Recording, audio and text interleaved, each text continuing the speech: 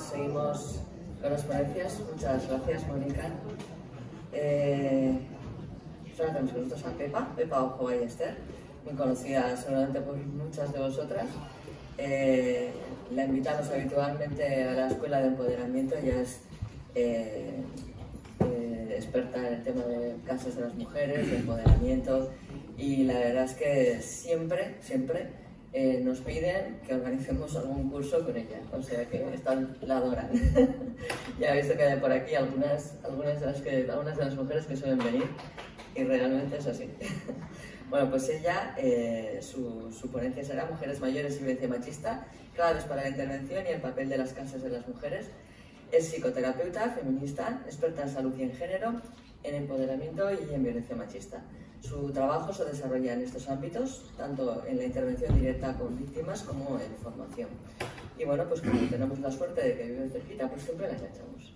Así que muchísimas gracias, Pepa, por estar con nosotras. Y igual que antes, cuando termine, habrá una oportunidad de hacer preguntas. Y luego deciros que lo habéis visto igual en el programa, pero tenemos un café o un pequeño almuerzo en Oneca. Entonces, cuando salgamos de esta charla, nos vamos para allí. Vamos retrasados, pero bueno, creo que nos lo podemos permitir, porque en fin, hemos empezado tempranito, aunque terminemos más tarde, merece la pena. Entonces, bueno, cuando termine Pepa su ponencia, nos vamos a la Oneca y luego volvemos. ¿De acuerdo? Bueno, adelante. Yo me controlo, pero me haces una señal también. ¿Se me oye bien? ¿Sí? Bueno, pues primero Millasker, convidarse a ti, porque es un placer estar aquí en Zarauz, que también es un poco mi casa, ¿no? Bueno, ha sido mi casa durante mucho tiempo, y con mujeres que compartimos tiempos de estar juntas y de trabajar. Y además estoy muy contenta porque han venido dos grupos de mujeres. Están las mujeres de Zarauz, que algunas ya os he visto por ahí, pero además ha venido un grupo de Trincherpe, de Pasaya, que yo quiero nombrar especialmente, porque fue un grupo en el que, donde yo he podido aprender muchas de las cosas que os voy a contar. Es un grupo que cuando llegué a 10 años de trabajar con ellas, creo que la media era de 70 y tantos. Yo no tenía grupos de esas edades, porque normalmente trabajando en escuelas de empoderamiento las medias son de 54, y a partir de mujeres que se jubilan también, pero las medias son 54, y de repente 70, 80, 90, pues para mí fue un lujo, ¿no? Encontrarme con un grupo así. Y un lujo porque además, lo que antes decíamos, unas referentes, ¿no? Pues para mí han sido referentes maravillosas de cómo se puede seguir teniendo sueños, ilusiones, deseos, capacidad de cambio, capacidad de aprendizaje, capacidad de lucha política, de incidencia, ¿no? Porque estáis ahí movilizándose en todos los lugares donde hay que reivindicar. Y yo creo que estos referentes de cómo podemos seguir cambiando hacen falta. Hace falta que veamos los referentes así. Y además también habían mujeres que estaban sufriendo violencia, con lo cual también fue muy interesante poder ver la creatividad y la capacidad de encontrar soluciones más allá de lo que a veces las profesionales creemos y pensamos, ¿no? Entonces, para mí ha sido un espacio donde aprendo mucho. Y luego están también aquí mis amigas de la Asociación de Guerreras del Alto Deva, que son mujeres supervivientes de violencia machista y que están haciendo un trabajo importante de acompañamiento y de formación, ¿no? De formación feminista, que ellas mismas saben lo importante que es, ¿no? Formarse en todo esto. Entonces, bueno, pues estoy muy bien acompañada, muy bien rodeada. Bueno, yo os voy a contar, Mónica ya ha contado mucho de lo que también yo os iba a decir, pero es el marco, ¿no? En el que nos encontramos. Si pasáis la diapositiva. Bueno, esto es lo que ha contado Mónica, así que lo voy a pasar muy rápido, pero efectivamente es una violencia invisibilizada, se desconoce, desconocemos poco, hay pocas investigaciones. Yo también me he encontrado que a veces no se sabe de qué hablamos porque se mezcla la violencia contra mujeres mayores y no sabes si es de instituciones, o sea, de cuidadores, si es de intrafamiliar, si es de género, y desde luego lo de los rangos de edad es un lío, no hay acuerdo, ¿no? Entonces creo que hay cosas que sí que hay que matizar porque a mí misma, ¿no? Me dicen, mujeres mayores de 50. Dices, ¿mayores de 50? A ver, que yo tengo 60. Y yo ya soy, y yo no, todavía no me considero, ¿no?, como dentro de un rango de mujeres mayores, invisibilizadas, ¿no? Aunque ya me invisibilizan en algunos lugares, en algunos aspectos. Quiero decir que lo de la edad no nos dice nada, y sería muy importante, porque de los 50 a los 65 es un mundo, de los 65 incluso a los 70 y tantos es otro mundo, y a partir de los 75 en adelante, 80, es otro mundo, ¿no? Con lo cual sí debería estar muy divididos, ¿no?, segmentados los rangos y qué cosas ocurren, ¿no? O sea, yo y mis amigas de 61, 2, 65, bueno, nos hemos socializado de forma diferente a mujeres que ahora tienen 90 años, tenemos trabajo, muchas tenemos unos trabajos de los que podremos, con unas pensiones de las que podremos vivir, otras no, cierto, porque las mujeres siguen ocupando trabajos muy infrapagados, mal pagados, con lo cual tampoco van a acceder a buenas pensiones. O sea, eso es la realidad, ¿no? No todas las mujeres de mi rango de edad vamos a vivir igual cuando seamos mayores. Pero es cierto que yo pienso en mí, en mis amigas, en mis profesoras de 70 y tantos años que han sido luchadoras feministas desde siempre y siguen siéndolo, y claro, evidentemente, o sea, esto no tiene nada que ver con las mujeres de las que hablamos y nos preocupan, ¿no? O sea que algo que creo que es muy importante, si pasáis la siguiente. Bueno, estos son los datos, luego engancho con esto. Los datos, estos son estimaciones aquí en Euskadi, de una investigación que se hizo por Irache Herrero Zárate y Carlos Díaz de Argandoña, y ellos han estimado, esas estimaciones se han sacado en base a las pocas denuncias que hay, las macroencuestas efectivamente que se hacen, las encuestas de opinión que, bueno, pues no son siempre muy fiables, y induciendo de las denuncias que hay se induce y se saca una estimación. La estimación desde luego es importante porque estamos hablando de que se estima de que una cuarta parte de mujeres mayores están sufriendo violencia, han sufrido violencia a lo largo de sus vidas.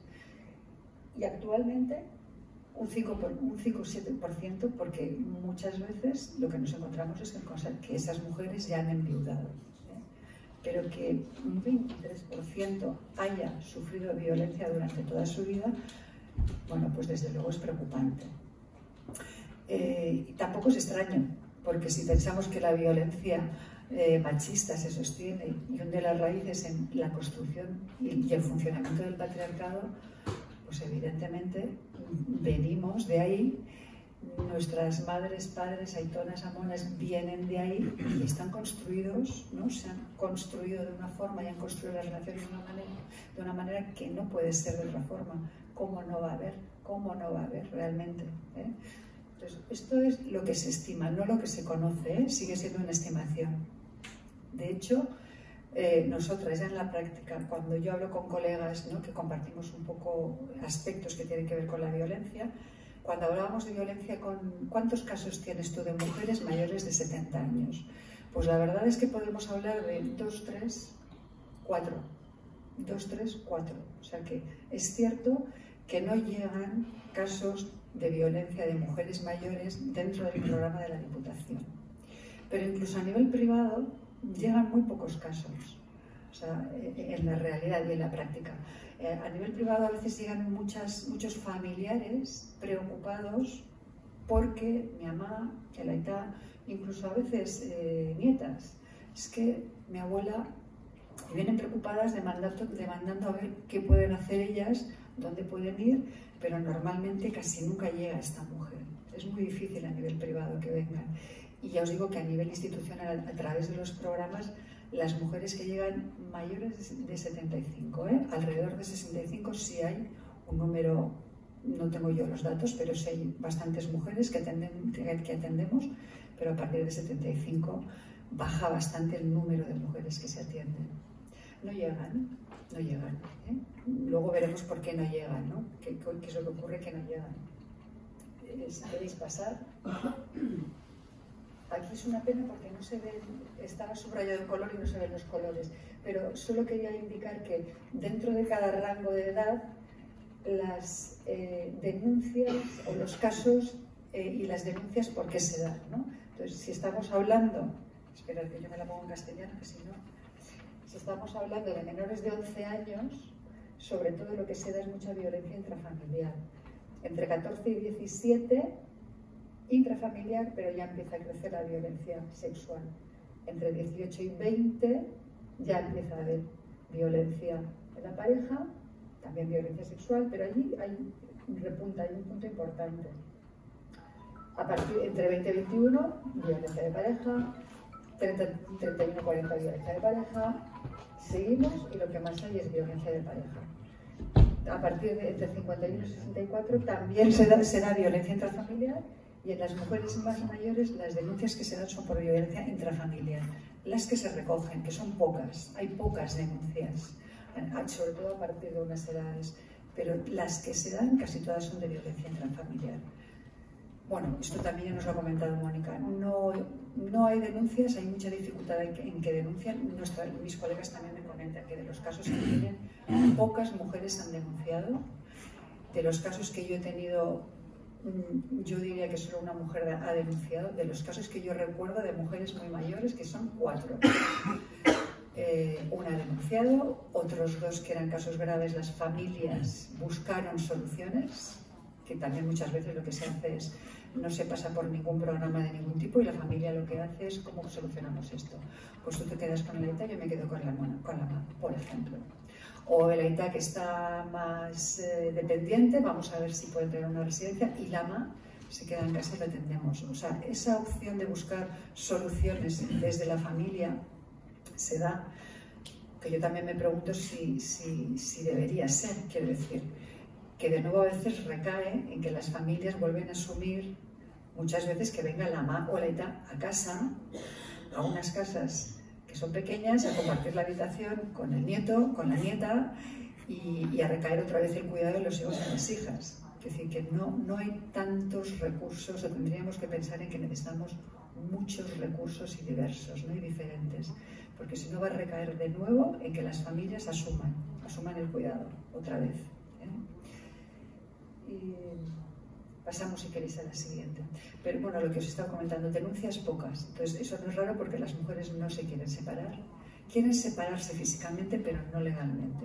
Las que se quieren separar aceptarían a separarse físicamente, pero no legalmente, por todo lo que se supone, que Mónica también lo ha contado, ¿no? Su escala de valores, todo eso es lo que ellas han creído, ¿no? Y siguen creyendo.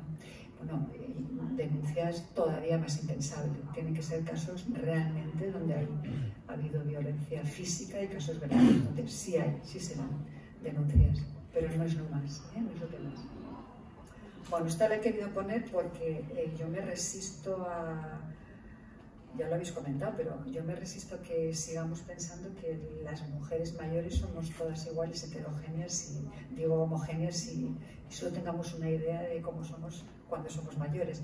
Yo creo que Ana Freixas también va a hablar mucho de esto, pero yo quiero que imaginemos que las mujeres mayores somos diversas y que seguimos teniendo ganas de muchas cosas. El deseo no desaparece, la inquietud de hacer cosas tampoco desaparece, a no ser que nos lo hayan minado, claro, por un proceso de violencia, pero no desaparece ni la inquietud, ni las ganas, ni los deseos, ni el querer aprender, ni las capacidades. Entonces creo que hemos de tener clarísimo que no hay edad para seguir generando procesos de crecimiento y de transformación. O sea, podemos ser creativas, luchadoras, hasta que queramos, hasta que nos muramos, ¿no? Entonces, sí que quiero que un poco pensemos yo en quién pienso cuando viene una mujer mayor, ¿no? Porque a veces colocamos ya estereotipos, y eso es una de las cosas que en las intervenciones hacen mucho daño, ¿no?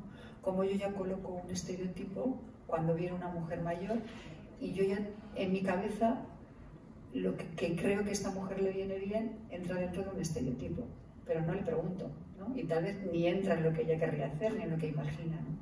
Entonces hay un gran trabajo que hemos de hacer de desmontar estereotipos de qué es lo que queremos, qué es lo que quieren estas mujeres, qué es lo que queremos nosotras cuando seamos más mayores, ¿no? Entonces hemos de ir desmontando estereotipos.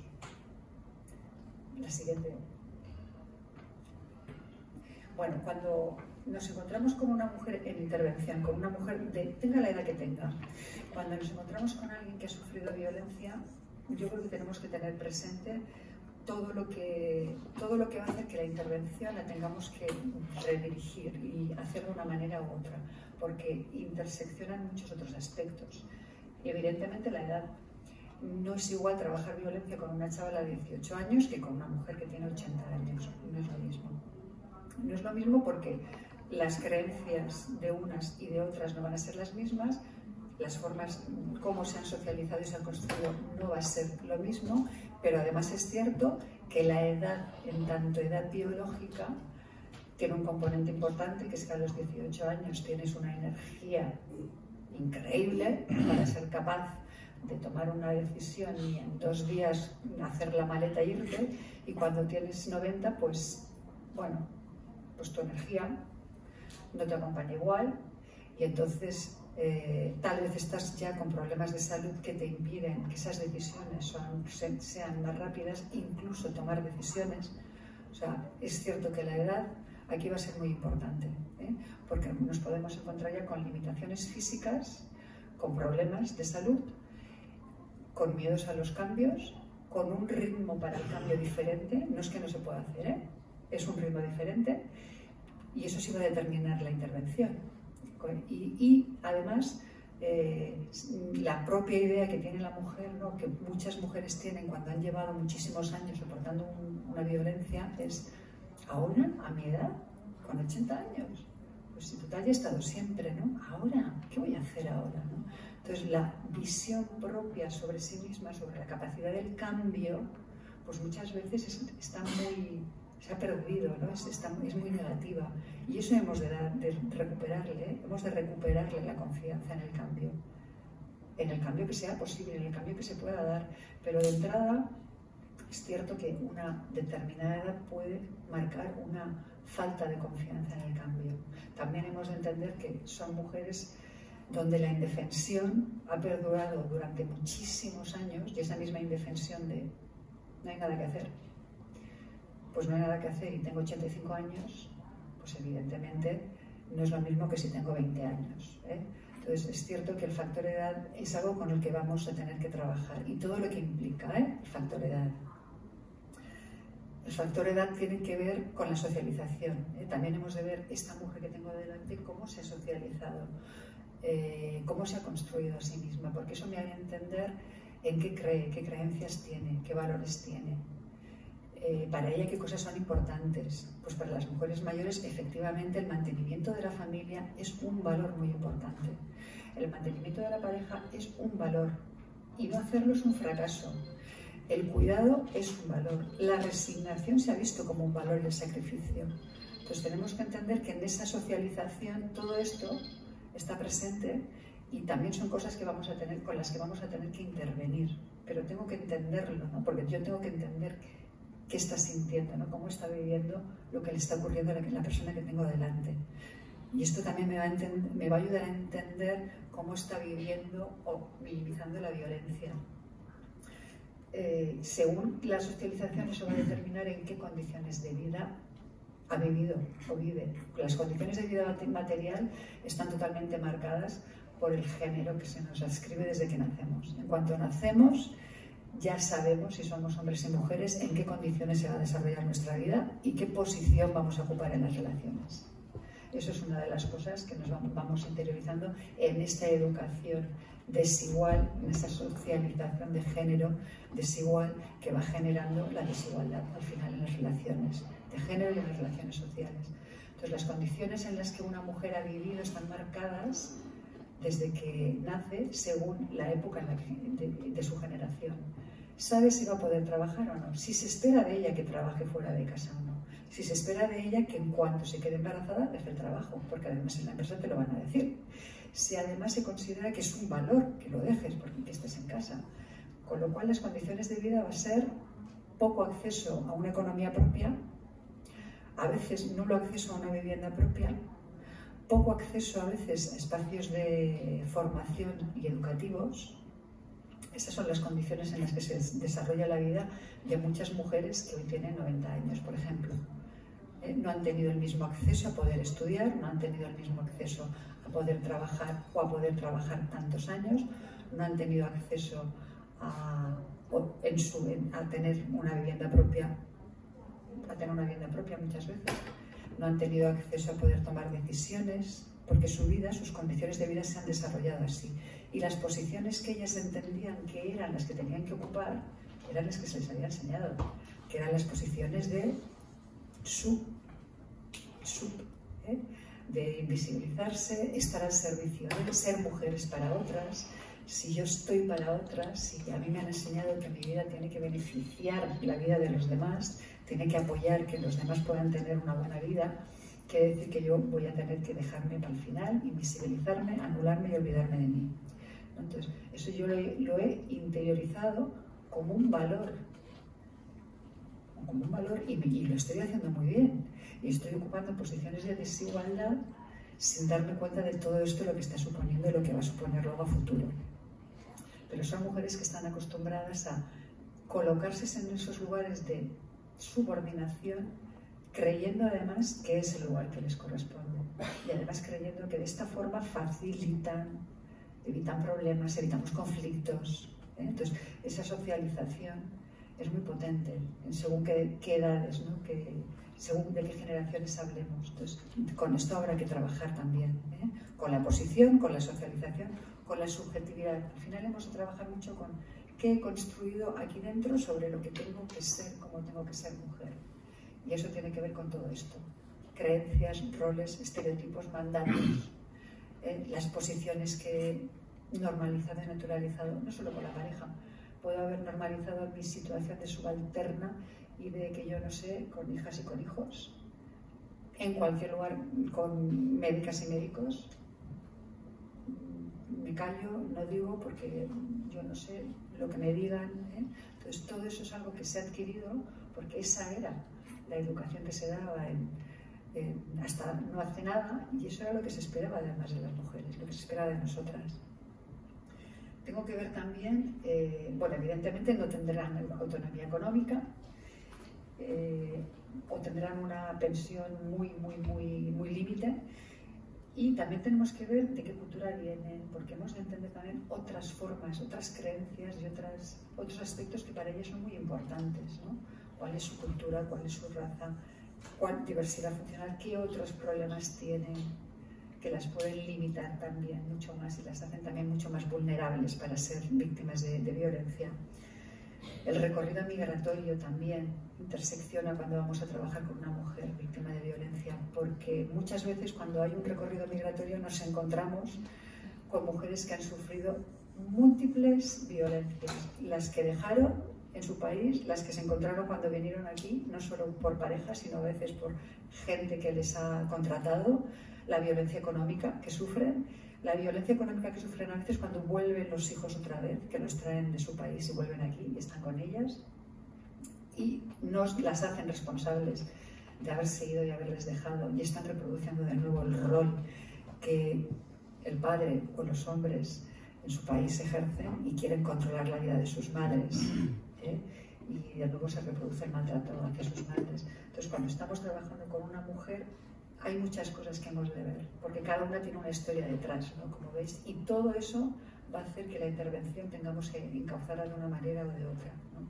La existencia de red y del entorno familiar es muy importante, porque va a ser una ayuda, va a ser una dificultad, y bueno, pues con mujeres mayores no siempre hay red, ¿no? Se ha perdido esta red. Pasamos al siguiente. Bueno, esto Mónica lo ha comentado un poco, pero yo, sin hablar de... O sea, yo hablaría más de grupos, o sea, de mujeres mayores y de violencia en mujeres mayores, y hablaría de mujeres con una determinada socialización, con unas determinadas dificultades que tienen que ver con esta socialización, dificultades económicas, dificultades de no tener autonomía, y con un constructo subjetivo que va a hacer que la intervención tenga que ser de una manera o de otra y que tengamos que abordar unos aspectos u otros, ¿no? Entonces, las características con las que nos vamos a encontrar es que es una violencia invisible, desconocida, invisible. Ya lo has comentado tú, Mónica, ¿no? Entonces yo no me voy a alargar, pero es invisible a veces para ellas, porque efectivamente han preferido negar que esto es violencia y efectivamente se usan otras palabras, ¿no? Pues mi marido tiene mal carácter, bueno, es que es así, bien no me trata, pero bueno, pero cuesta mucho decir mi marido me maltrata. La verdad es que a eso vamos a llegar después de muchísimas sesiones. No es nada fácil poner nombre. Incluso cuando se puede cuando una ya entiende que no, su marido no la trata bien, seguimos hablando de que mi marido no me trata bien, pero la palabra mi marido es un maltratador es muy difícil pronunciarla. Y se va a decir cuando las mujeres están ya bastante empoderadas. Porque, bueno, imaginar lo que supone, ¿eh? Es diferente decir no me trata bien que es un maltratador. Entonces, a veces es mucho mejor no querer ver, ¿no? No querer ver, porque querer ver quiere decir que toda mi vida, 50 años, 60 años, como tú has dicho, Mónica, ¿qué quiere decir? Que yo he aguantado 60 años con un maltratador. ¿Cómo puedo digerir esto sin derrumbarme realmente? ¿No? Entonces es muy difícil. O sea, mi vida ha sido esto. Entonces es muy, muy complicado. Entonces la psique necesita poder ir asimilando las cosas. Entonces hay que nombrar las cosas, pero hay que usar las palabras en el momento adecuado, ¿no? Entonces primero siempre hablamos de no es un buen trato, no es un buen trato, no te trata bien. Y al final podemos decir, bueno, esto es maltrato, esto se llama maltrato. Pero primero hay que ir con cuidado porque cualquier mujer, cualquier persona necesita sentir que la vida que ha vivido no ha sido una vida absurda, una vida de maltrato, una vida que da vergüenza, porque da vergüenza de la que avergonzarse, ¿no? Porque ¿qué van a decir? ¿Qué van a pensar? Que yo he aguantado esto toda la vida, ¿no? Entonces, el sentir que la vida de una tiene sentido y tiene coherencia, lo necesitamos, es vital, necesitamos sentir eso, aunque nuestra vida haya sido una vida complicadísima. Incluso ahí necesito sentir que mi vida ha tenido sentido. Y es uno de los objetivos que tenemos cuando hacemos terapia, llegar a un momento en el que, entendiendo todo lo que ha ocurrido, construyas de nuevo, te cuentes tu vida y la vuelvas a mirar, entendiendo que tu vida ha tenido sentido y está llena también de procesos en los que han ocurrido cosas importantes, en las que tú te has fortalecido, en las que has desarrollado estrategias, en las que todo lo que has hecho no ha sido negativo, ¿eh? Porque sí las vidas tienen sentido y tienen valía y tienen valor, ¿no? No podemos descalificarlas. Entonces, claro, de entradas, de buenas a primeras, decir pues soy una mujer maltratada es muy fuerte porque estás diciendo toda mi vida ha sido una mierda, ¿no? Entonces es complicado, tenemos que saber manejarlo bien, ¿eh? Entonces os lo decía porque no es raro que no se vea, que no se mire, que durante un periodo no se quiera ver la violencia y se invisibilice. También es cierto que la invisibilizan los familiares, que Mónica también ha comentado. Pues es que a lo mejor a mí tampoco me interesa mucho ver que mi padre maltrata a mi madre. Porque entonces, ¿qué? Resulta que es que están solos y bueno, no están muy allá de salud y por lo menos están solos y están uno y está el otro y no se quedan solos. Y además de vez en cuando pues me recogen a los nietos. Entonces, a mí también me desmonta la paraeta. Es decir, que cuando nosotras vemos, también hemos de pensar, es que me desmonta absolutamente la estructura familiar que tengo montada. Y más allá de eso, es que también me desmonta la estructura afectiva que yo tengo montada en mi cabeza de lo que es mi familia. Porque nos contamos mentiras, ¿no? También necesitamos contarnos que mi padre no es malo, que mi padre tiene mal genio, ¿eh? Entonces, pues también preferimos no verlo. Y yo creo que un poco, aquí yo meto algo que últimamente me preocupa mucho, creo que en general casi nadie queremos ver las violencias cuando están muy cerca nuestro, casi nadie. Yo puedo ver y aceptar muy bien la violencia de puertas para afuera, mi amiga, mi prima, tal, las mujeres que vienen a la consulta, pero cuando la violencia se acerca demasiado a mi casa y entra por la puerta y resulta que es mi primo o mi prima, un gran amigo, mi padre, mi hijo, creo que todavía no tenemos fórmulas, y tendremos que ir creando fórmulas, no sé si colectivas, para poder ir entendiendo que la violencia está presente en todos los lugares, en nuestras familias, en nuestros entornos también, y cómo poder integrarlo eso, cómo poder integrar, ¿no? Cómo poder integrar para poder aceptar que mi padre ha maltratado a mi madre. Y a lo mejor resulta que yo lo quiero mucho. Entonces nos resulta todavía muy difícil poder integrar a alguien que para mí ha sido importante, o mi aitona, que juega conmigo. ¿Cómo va a ser maltratado de la mona, que la mona está ahí siempre callada, ensimismada, que no dice nada, que es muy aburrida y siempre está llorando? No puede ser, ¿no? Entonces nos cuesta entenderlo, nos cuesta integrarlo y nos cuesta integrar los opuestos, ¿no? ¿Cómo puedo ver una parte de mi aitona que me ha gustado y cómo puedo reconocer que también esta aitona ha maltratado, ¿no? Entonces yo esto os digo porque creo que es algo que está ahí, que en la consulta lo trabajamos, ¿no? Trabajamos cómo puedes integrar dos aspectos en una misma persona, pero creo que socialmente también lo hemos de hacer y no sabemos hacerlo, no sabemos cómo aceptar las dos cosas, ¿no? Y cómo lo integramos, ¿no? Porque hay que integrarlo, ¿eh? Tener a alguien muy cerca maltratador. Entonces eso también hace que no queramos ver, que no queramos mirar. Pero hace poco hemos tenido una reunión con el tema de los abusos sexuales en la infancia y es algo parecido. O sea, los abusos sexuales en la infancia, lo que todavía no ha salido y el gran melón son los que ocurren dentro de las familias. El gran melón todavía no se ha abierto. ¿Por qué? Porque nos aterra pensar que en las familias está ocurriendo esto. Y los porcentajes son muy altos. Y en las familias quiere decir primero que la familia, que también la tenemos, ¿no?, como tan sacralizada, hemos de entender que en la familia es donde ocurren cosas terribles. Entonces vuelvo un poco a lo mismo. Hemos de hacer un trabajo muy grande de entender, de reconocer y de integrar aspectos que son contrarios, ¿no? La familia es un lugar que me cuida, sí, y también es un lugar donde ocurren cosas. ¿En mi familia han ocurrido cosas? Pues sí, pues a lo mejor sí.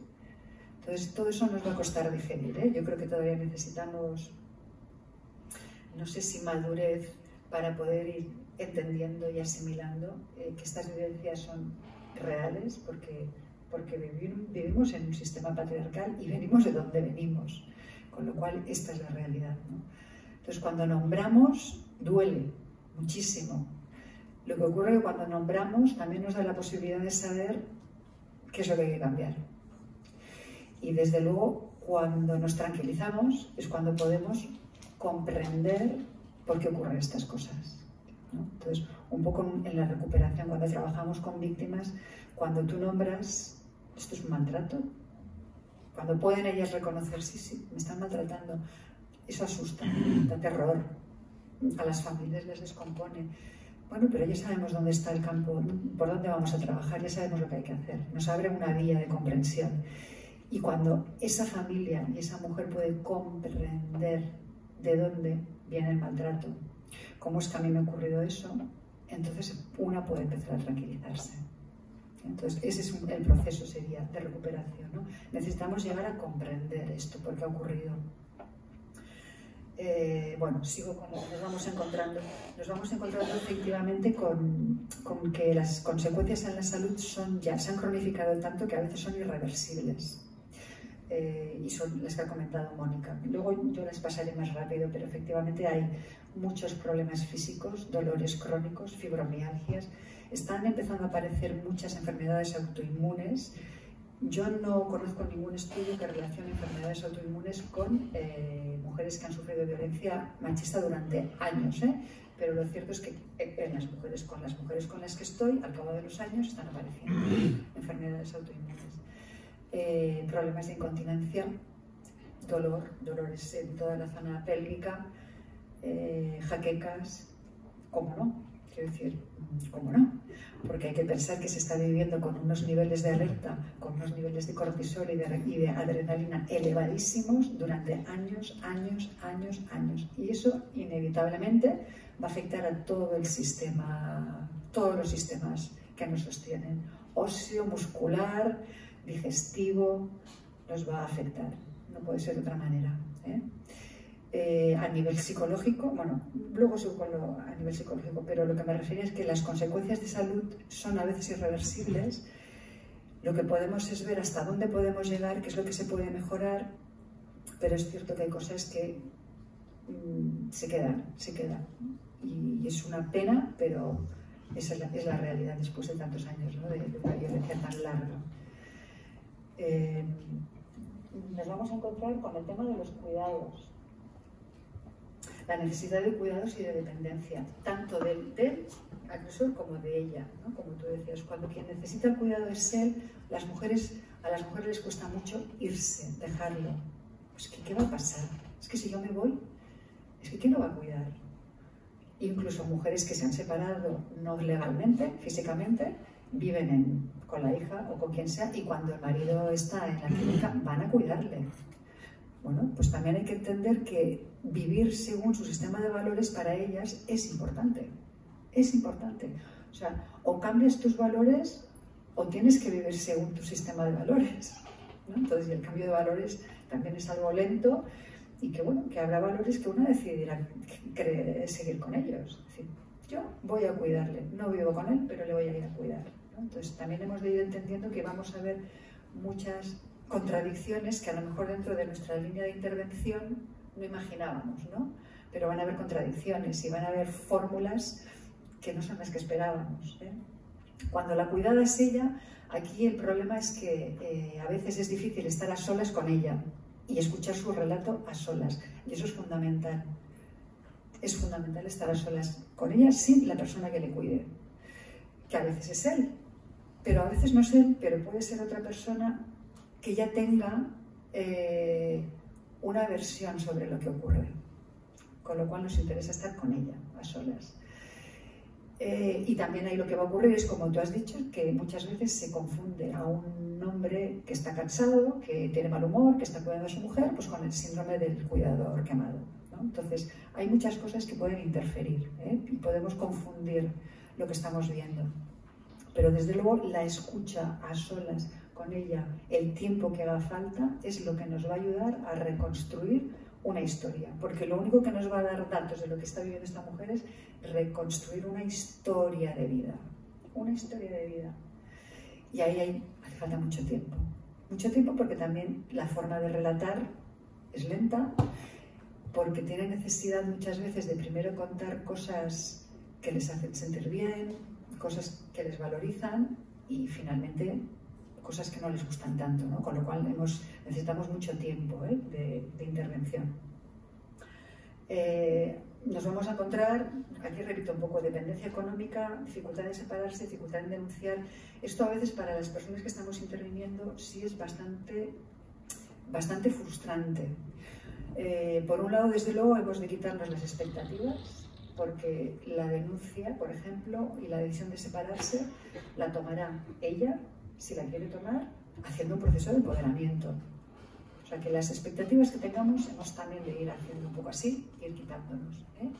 ¿Qué recorrido va a ser? ¿Qué va a hacer? ¿Qué no va a hacer? Nos vamos a quitar, ¿eh? Pero a veces lo que es frustrante es que sabes que le vendría muy bien acceder a una vivienda, porque no se quiere separar legalmente, pero le encantaría estar en un sitio tranquila. Y lo de acceder a una vivienda sin que se haya separado legalmente y no tiene una pensión propia o es mínima, y además no tiene una acreditación de víctima, pues va a ser como imposible. Entonces, ahí a nosotras se nos genera mucha frustración y es uno de los problemas que vemos, ¿no? Para según qué ayudas y qué acceso a viviendas, por ejemplo, la acreditación como víctima es muy importante. La acreditación como víctima, de momento, es la acreditación judicial. Entonces, hay que ver qué más se puede hacer, ¿no? Para que de otra forma puedan haber acreditaciones psicológicas desde servicios sociales y que agilicen que una mujer pueda optar a espacios, ¿no? A viviendas y ayudas, ¿eh? Porque eso es un problema. Ellas también tienen dificultades en identificarse como víctimas, pero lo que os decía antes, ¿cómo me voy a identificar como víctima si lo que no quiero es reconocer que 60 años de mi vida han sido una mierda? No puede ser, no puede ser, ¿no? Esto siempre va a ser algo que vamos a hacer muy, muy al final, ¿eh? Es un poco, o sea, al final nos encontramos con una mujer que se ha ido sosteniendo como un árbol, ¿no? Que ha necesitado muchos puntales y se ha ido sosteniendo con muchos puntales.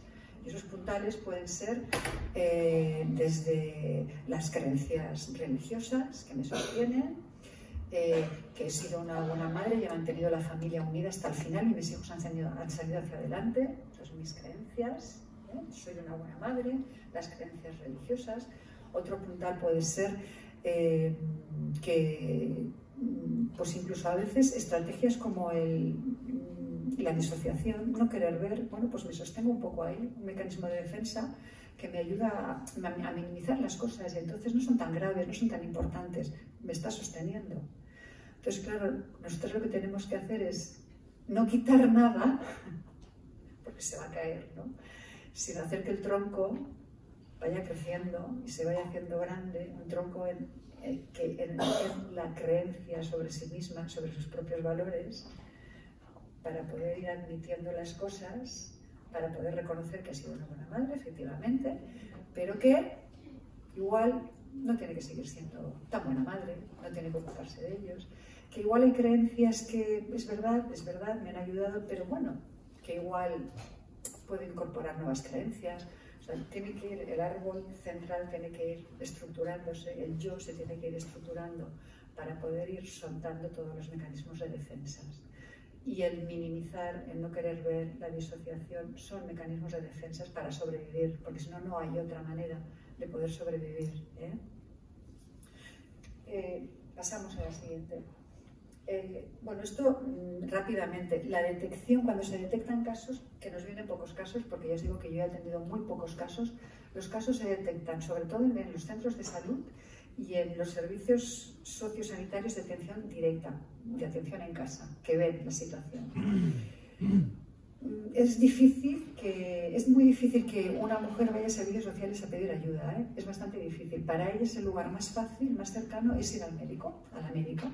Con lo cual, está bien saberlo, porque está bien que sepamos que esa va a ser una vía fácil de entrada. Es muy difícil que vayan a servicios sociales. Es incluso difícil, y igual la Asociación de Guerreras nos lo puede verificar, que vayan a una asociación de mujeres supervivientes. Porque aunque no pongan en el cartel nada, en el local no ponga nada, nadie sabe a dónde vas, tú sí sabes a dónde vas. Tú sí sabes que vas a una asociación de mujeres víctimas y no te lo puedes reconocer todavía. No te puedes nombrar como víctima. ¿Cómo voy a ir yo a una asociación de mujeres maltratadas, ¿no? Entonces, el dónde van a ir ellas a pedir ayuda tiene que ser lugares que tienen que ver con salud, ¿no? Como un poco neutros, ¿no? Entonces, no es normal que se detecten ahí como primer espacio. Y también es cierto que luego para la intervención también necesitarían espacios relacionados con salud, como un poco neutros, ¿eh? Ir a espacios muy significativos de violencia les resulta muy incómodo, ¿eh? Eso es cierto. No se identifican bien los casos, pues Mónica, yo creo que ya lo has contado, así que voy rápido. Primero porque ellas no hablan de ello, pues no hablan, claro que no, minimizan, o no hablan de ello, hablan de sus dolencias, me siento mal, estoy triste, tengo depresión, no tengo ganas de salir, estoy con mucha ansiedad, no duermo bien. Pues es que últimamente me tengo taquicardias.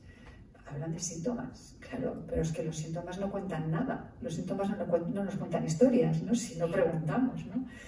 Hablan de esto, entonces si preguntas, no, sí, bueno, pues hago poco, pues igual estoy mucho en casa. ¿Qué preguntas, no? ¿Qué preguntamos las personas que estamos al otro lado? Porque seguro que preguntamos podremos sacar algo, pero si no preguntamos... ¿Estás bien? ¿Te llevas bien? ¿Tienes una relación? Sí. Bueno, mi marido tiene carácter, pero bueno, sí. No, es un buen hombre, ¿no? Entonces, como tienden a minimizar y si nosotras no tenemos más tiempo para estar con ellas, para seguir preguntando, no vamos a ver muchas cosas, ¿eh? El otro problema es que precisamente como los síntomas no cuentan historias, no cuentan la historia que hay detrás, la tendencia siempre va a ser a medicar y efectivamente hay demasiada medicación, hay una hipermedicación en estas edades. Bueno, también muchas mujeres que se sienten mal lo que quieren es dejar de sentirse mal, con lo cual evidentemente quieren tomar algo para no sentir y se acabó. Porque tampoco creen que exista posibilidad de hacer algo más, a veces no creen o no conocen o no saben que se pueden hacer otras cosas, ¿no? O nadie les ha contado que se pueden hacer otras cosas. Lo que he comentado, también se puede confundir el maltrato con el síndrome del cuidador quemado. Y luego es verdad que los equipos estamos saturados, a falta de personal y cansados. Yo también creo que hay que hacer una revisión sobre el cuidado de los equipos que estamos trabajando en intervención y en violencia. En salud en general. En salud sabemos que los tiempos son los que son y cuando estamos hablando de que una mujer necesitaría charlas, horas de charlar y de contar, media hora, pues esto hoy en día parece que es bastante difícil en los centros de atención primaria. Y luego en los centros que sí nos dedicamos a ellos, primero tiene que venir derivada y tiene que querer, pero eso ya es un paso importante cuando viene derivada. Pero es cierto que también somos pocos, o sea, no hay tantos recursos, o necesitaríamos mucho más recursos de personas expertas en atención en violencia y muchas veces estamos saturadísimas y cansadísimas, ¿no? Entonces eso también es algo que hay que reflexionar. Cuando no hacemos un buen abordaje, cuando esto no lo vemos, cuando no vemos lo que está ocurriendo, bueno, pues lo que ocurre es que solo vamos a medicar, no vamos a derivar a ningún sitio porque no estamos viendo nada, no haremos ningún informe porque no hay nada que informar, con lo cual esta mujer no va a poder acceder a nada y lo peor es que vamos a volver a tapar una situación de violencia y ya sabemos que cuando en violencia no se interviene y lo que se hace es que se tapa, lo que estamos haciendo es de nuevo, darle espacio y legitimidad al maltratador, ¿no? Cuando una intervención no es buena, lo que hacemos es dar legitimidad al maltratador y la mujer sigue creyendo que de aquí no se sale y que además lo que le ocurre ha tenido mala suerte en la vida y es así. Entonces es grave, es muy grave no poder ver para no poder intervenir, porque va a seguir ocurriendo. Entonces es algo grave. Claro, para ello pasamos la siguiente. Bueno, estas son las consecuencias que las ha comentado Mónica y yo me las paso rápido. Físicamente, sobre todo, dolor crónico, la fibromialgia también, muchas veces está viendo que tiene relación, problemas digestivos, enfermedades están apareciendo autoinmunes, dolores de cabeza, dolores musculares, incontinencia urinaria, dolor en el suelo pélvico. A veces hay lesiones cuando ha habido violencia física, a veces hay lesiones que ya no se recuperan, pérdidas auditivas, traumatismos, heridas. Entonces, claro, a partir de una edad parece que es normal, porque a mí ya me ha pasado. Yo he ido al médico y es que me duele, cuando me levanto me duele todo. Y me dicen, bueno, ¿qué quieres? ¿No? ¿Qué quieres? Digo, pues que no me duela. A tu edad, ¿no? ¿Qué querrás? Digo, pues que no me duela. O la incontinencia urinaria. ¿Qué pasa? ¿Que es normal? O sea, a partir de una edad, ya está, nos vamos a mear. Yo creo que no. O sea, creo que no. Y además, detrás de la incontinencia urinaria también hay mucha historia. Hay muchas historias que también habría que revisar. Muchas historias. No solo es violencia, pero que también tiene que ver con los roles de género y con la sexualidad que vivimos, o sea que hay mucho que indagar. Entonces hay cosas que ya se dan por supuestas que tienen que ver con la edad. Entonces muchas de estas cosas tendrán que ver con la edad, bueno, y con otras cosas. Y entre otras cosas, con la violencia. A nivel psicológico, la baja autoestima es constante, no valgo para nada, realmente he llegado a creer que no valgo para nada. La indefensión aprendida, esta sensación de no hay nada que hacer, si ya no hay nada que hacer. El trastorno de estrés postraumático complejo, o sea que se mantiene durante años. ¿Qué quiere decir eso? Que se vive en situaciones o niveles de alerta que no son admisibles para una buena vida. Y cuando el sistema de alerta está siempre activado, lo que hace es que genera niveles altos de cortisol que va a redundar en nuestra salud física, pero es que además también va a redundar en nuestras capacidades cognitivas. no podemos prestar atención, no podemos dormir, nos despistamos, estamos como muy alteradas, la ansiedad. Entonces, no se puede vivir así, es imposible vivir así, ¿no? La intranquilidad. No, es que mi mamá siempre ha estado nerviosa, siempre ha estado así. Ya, siempre ha estado así. Pero nunca a nadie se nos ocurre pensar por qué, ¿no? ¿Qué habrá detrás? Se vive con miedo. Se vive con la depresión también. Depresión y ansiedad también son síntomas muy, muy habituales en mujeres de largo recorrido, de larga trayectoria de violencia de género. Con culpa y con vergüenza. Con una vergüenza que no se expresa porque ¿a quién le cuento lo que me pasa? Y con culpa porque las mujeres seguimos pensando que hay algo que yo no he hecho bien para que esto me esté pasando. No he sido capaz de hacer que este hombre cambie o que este hombre no haga lo que haga. O sea que la culpa es una de las emociones que las mujeres más hemos de trabajar porque nos bloquean y nos impiden absolutamente ser nosotras mismas, ¿no? La culpa y el miedo. Y la culpa y el miedo tiene mucho de desobedecer mandatos. O sea, son emociones que al sistema le vienen muy bien para seguir siendo muy obedientes. Entonces, son emociones que hemos de saber lidiar. A nivel cognitivo hay una pérdida de memoria, hay una dificultad de concentrarse importante, hay una dificultad para resolver problemas. No soy resolutiva y como no soy resolutiva, pues mi marido deja que no sabes hacer nada, que parece mentira, que tonta que eres, que te ahogas en un vaso de agua, déjame que ya hago yo. ¿Ya? Pero es que yo esta capacidad sí la tengo, lo que la tengo es bloqueada, está absolutamente bloqueada. Entonces, no es que no sea una mujer con capacidad de resolver, es que tengo bloqueada la capacidad de resolver, que es diferente. Ensimismamiento, confusión y disociación. Esto lo vemos mucho. Muchas mujeres disociadas. Disociadas quiere decir que viven en el exterior, en lo que ocurre, no pasa nada, poco conectadas con sus emociones, porque las emociones que sienten son terribles, prefieren no sentir. Y fijarse en cosas externas, aparentemente superficiales, y no en lo que sienten. Les cuesta mucho poder decir cómo estoy y qué es lo que siento. Entonces esto también es un trabajo que tendremos que hacer. También algo que se deteriora, pasamos a la siguiente porque ahí ya se va a ver.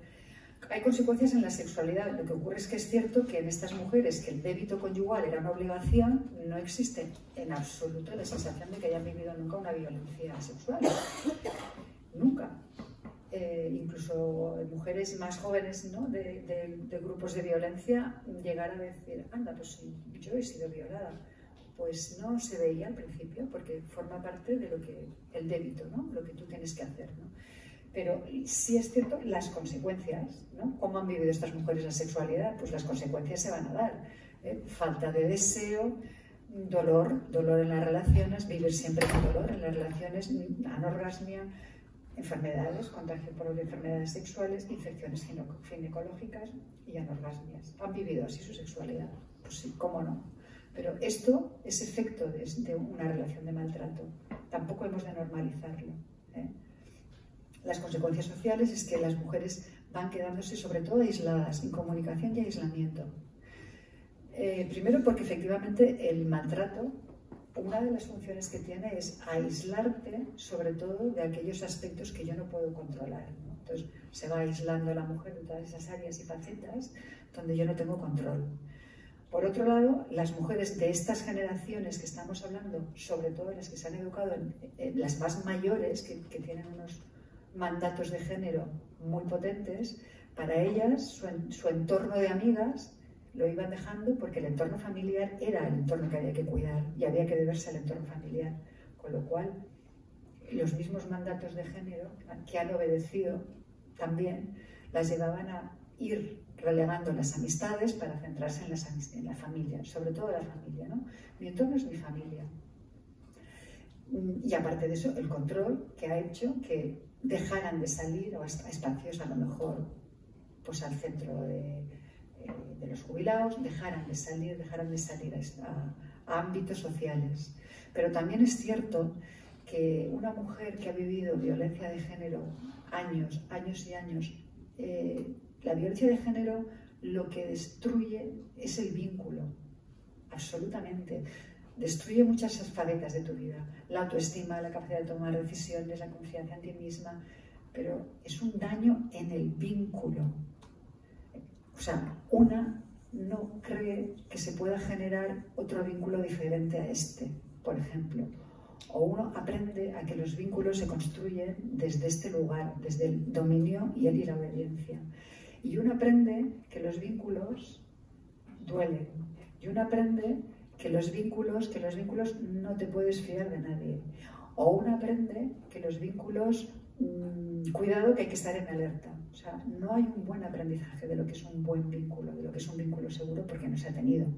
No se conoce el buen trato, los buenos tratos, no se ha conocido. Entonces, hay un daño en la posibilidad de vincularse, con lo cual muchas veces estas mujeres están en alerta, incluso después de haberse separado, años de haber salido de la relación de violencia. Vincularse con otras personas les coloca en alerta, una alerta excesiva, porque el vínculo es un espacio de riesgo. ¿Me hace señales? ni te veo, Gloria. Entonces voy a ir más rápida. Vale, entonces voy más rápida. Pasamos a otra. Aquí yo estoy con Mónica. Desde luego, si no nos ponemos las gafas de feministas no vamos a ver nada, porque no vamos a hacer preguntas. Si yo no pregunto sobre lo que creo que puede haber, no me van a contestar. Y si yo aquí detrás no tengo la hipótesis de que puede haber una violencia de género, nunca voy a preguntar de ella, nunca voy a preguntar sobre ella. Entonces esto es algo que nos estamos encontrando también a veces con muchas profesionales y en muchas formaciones, que parece que no se acaba de entender qué quiere decir trabajar con perspectiva de género. Realmente está pasando esto. Pues trabajar con perspectiva de género quiere decir que integro todo aquello que desde el feminismo hemos entendido que es que la construcción del género se realiza desde que nacemos, desde que se nos asigna un género, se nos va socializando de forma diferente, vamos integrando roles, estereotipos y mandatos diferentes, lo que se espera de nosotras es diferente y eso va a conformar una construcción de relaciones diferentes. Y que eso está detrás de la violencia, pero está detrás de muchos malestares también de las mujeres y de muchas enfermedades, porque vivir así genera problemas de salud.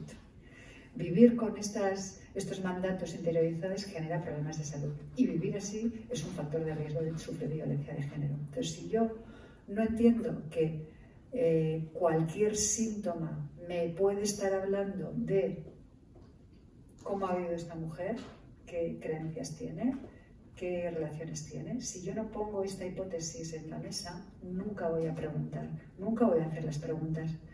Voy a preguntar cómo estás en casa, cómo te llevas con tus hijos, ¿estás bien con los nietos? ¿Tienes amigas? ¿Con tu pareja? ¿Va bien? Ah, bien, bueno, vale. ¿Y qué aficiones tienes? Y no pregunto más, ¿no? Entonces, si no pregunto, no voy a encontrar, ¿no? Entonces, esto es muy importante. O sea, siempre hemos de indagar al máximo posible, ¿no? Cuanto indaguemos de más cosas, mejor, porque vamos a hacer un mejor diagnóstico y una mejor intervención.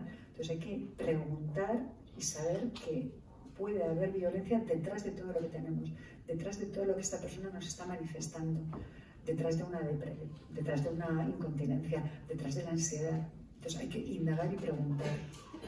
Importante. Pasamos a la siguiente. Vamos a ir más rápidas. Bueno, esto nos lo podemos pasar porque luego lo voy a hablar. Cuando hablamos de intervención, pasar a la siguiente, porque esto no.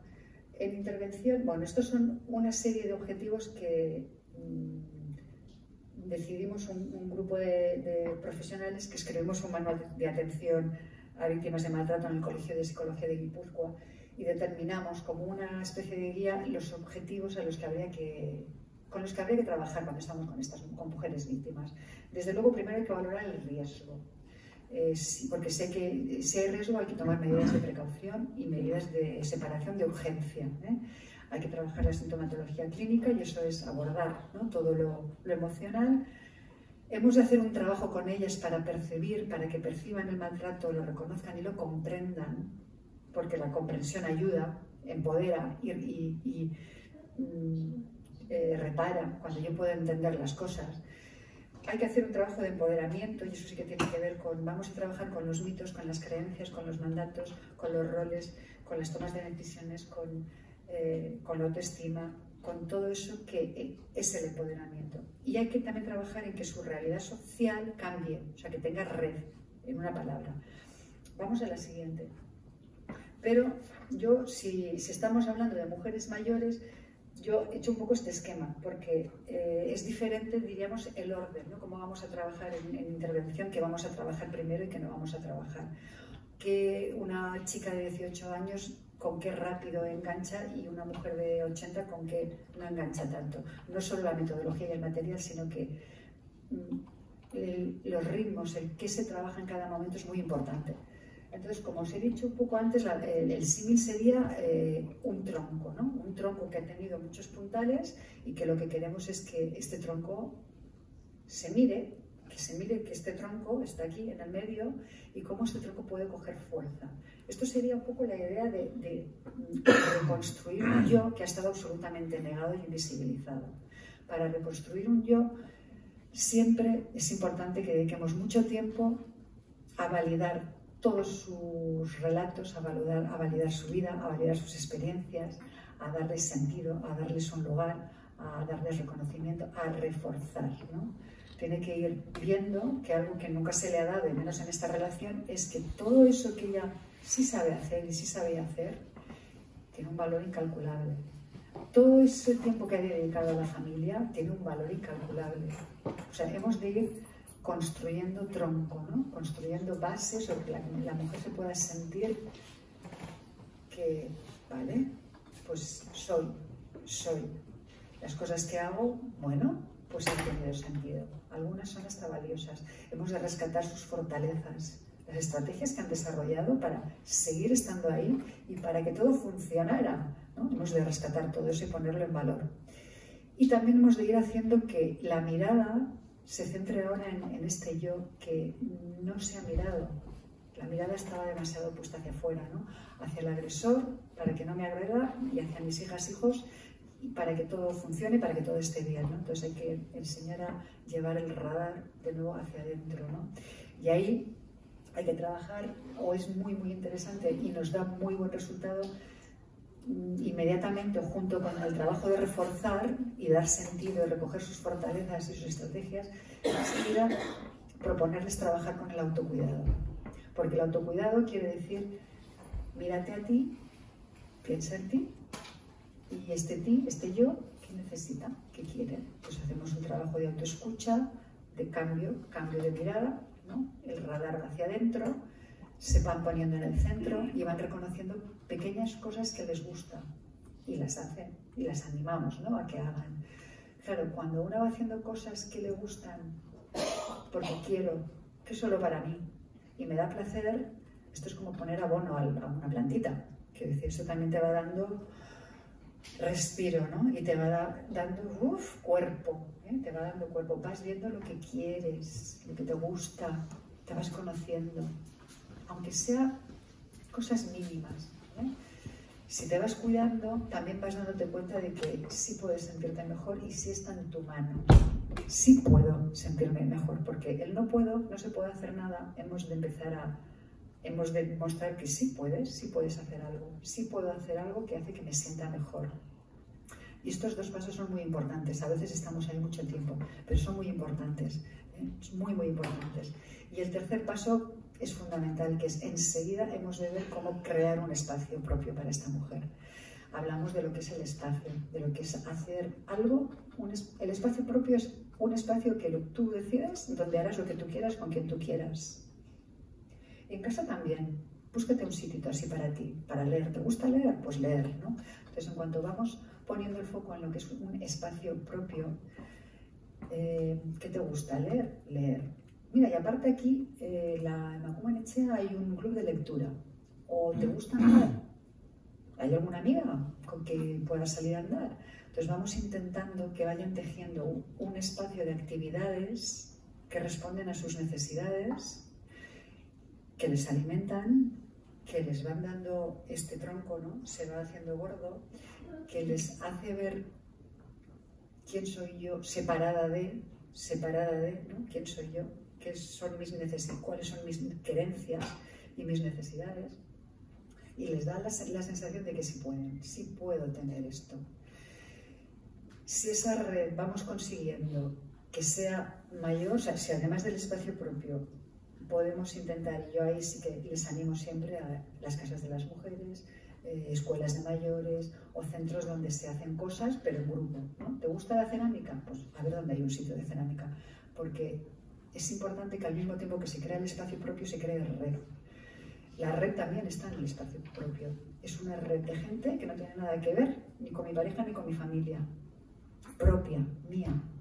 Y la red sostiene. Y ahí es donde yo voy también cogiendo fuerza.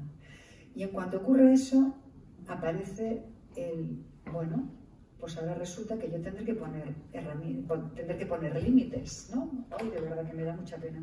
Bueno, pues voy a ir rápido a lo de las casas de mujeres. Bueno, esto sería un poco lo importante, enseguida poner límites, ¿no? Pero es cierto que cuando ya tenemos espacio propio es más fácil poner límites. ¿Qué ocurre con las casas de mujeres? Que es lo que yo me encontré, ¿no? La gran sorpresa. Que en grupo esto es mucho más fácil. O sea, en grupo, si podéis pasarme que hay una escalerita. En grupo esto es mucho más fácil porque de entrada se reconocen. No estoy hablando de ir a espacios de violencia porque no van a ir. Estoy hablando de ir a cursos en las casas de las mujeres. Pues hay un curso sobre salud, hay un curso sobre autoestima. Entonces, ahí es más fácil que vayan con alguna amiga. Entonces, ahí ocurren muchas cosas. Una es que se van a reconocer y se van a encontrar con otras mujeres que viven, no maltrato, pero sí viven las mismas circunstancias de estar absolutamente sometidas o relegadas o invisibilizadas y que tampoco nunca se han dedicado a hacer lo que ellas querían, con lo cual ya empiezan a reconocerse en los roles de género, se empiezan a reconocer, porque es difícil que hablen de lo de la violencia. Empiezan a ver que en el grupo es muy fácil hablar de los sentimientos, y los sentimientos son comunes. La culpa, ¿por qué nos sentimos culpables? El miedo, ¿y de qué tenemos miedo? Y es más fácil abordar los aspectos teóricos, que en consulta privada son mucho más difíciles, ¿no? Los aspectos teóricos de decir, bueno, pues vamos a hablar de los roles. Esto de los roles, ¿qué es? ¿Cómo se nos han construido las mujeres? ¿Cómo hemos aprendido a ser mujeres? Y podemos ir entendiendo que hay toda una forma de funcionar adquirida que viene de fuera, que no soy yo la que soy tonta, la que me ha pasado a mí, la que he tenido mala suerte, sino que nos han ido enseñando a funcionar de una manera que a todas las que están en este grupo parece que nos ha pasado parecido, que no nos ha ido muy bien, parece que nos han engañado con esta historia y que además se puede cambiar, porque lo que yo estoy viendo es que están cambiando el resto de compañeras que tengo enfrente. Cuando tú ves que tus compañeras cambian, eso da mucho poder, mucho ánimo, mucha energía para que tú también puedas cambiar. O sea, el grupo potencia mucho. El grupo ayuda a liberarse de la culpa, porque hablamos de ella y vamos entendiendo de dónde viene y cómo la culpa nos tiene sometidas. Ayuda a liberarse del miedo. Y el grupo genera red de amistades. A veces amistades entrañables y maravillosas, como yo he podido ver en Trincherpe, ¿no? Y el grupo hace otra cosa, que es que construye relaciones de buen trato. Y con esto ya termino. Las relaciones de buen trato, cuando una mujer ha sido maltratada, no sabe ni lo que es, ni las conoce. Entonces, poder conocer que existen relaciones de buen trato, eso es maravilloso. Y cuando tienes esto, con lo que yo me estoy encontrando, es con muchas mujeres que ni se han separado, ni ponen denuncia, viven con el agresor, pero me dicen, me da igual, porque es que ya lo que me dice ya no me afecta. Me da exactamente igual. Porque he conseguido construirme, reforzarme y tengo un grupo y tengo todas las tardes con actividades propias. Lo que me dice ya no me lo creo. Se enfada igual, pero yo me voy, ya no me hace daño. Han conseguido también muchas buscar fórmulas de estar lo mínimo posible. Pues él está arriba, yo estoy abajo en la bajera, que me he construido allí mi espacio propio. Tengo allí esto de coser, la máquina de coser, vienen mis amigas y luego tengo toda la tarde ocupada, con lo cual solo nos vemos en la cena.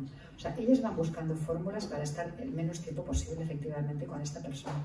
Pero para mí lo más importante es ver cómo sí podemos a través de del trabajo de empoderamiento conseguir que las mujeres cambien la posición de la relación.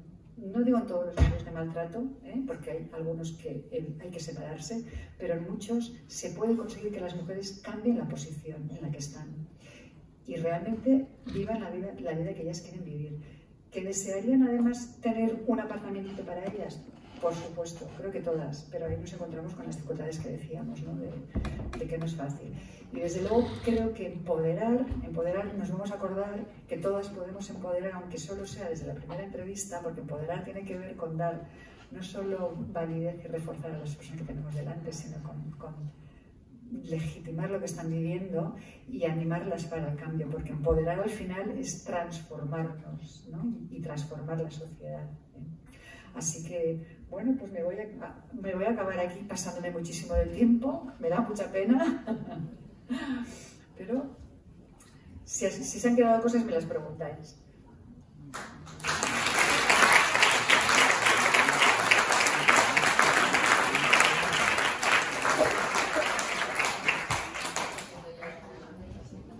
Es la hora del café. Pues en el café.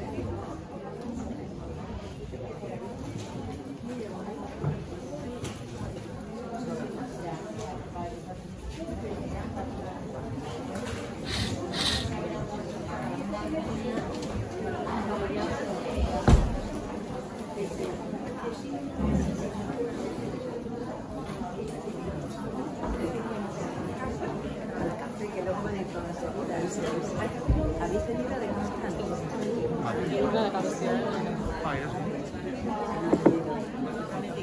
ahora hay que nos invitan a